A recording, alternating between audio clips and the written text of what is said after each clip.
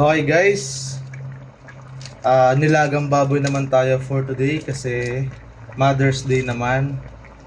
Siyempre, kahit malayo tayo sa ating mga magulang or kapatid, mga nanay, i-celebrate natin kahit malayo tayo. Kahit man lang sa pagluluto man lang ng ulam. Ay special naman to.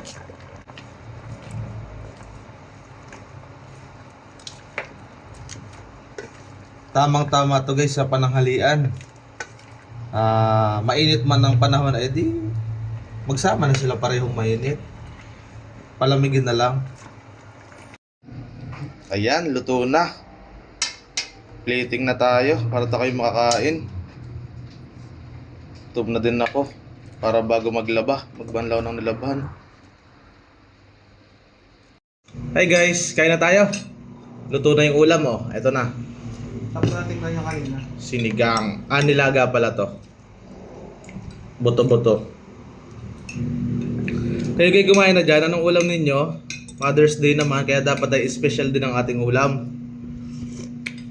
Ayun nga lang. Nilaga ang aming special. Para sa amin ay special na yon.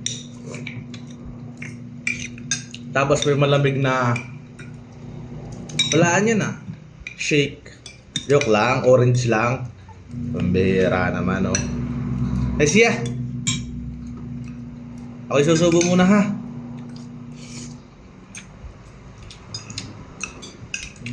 Ayos na.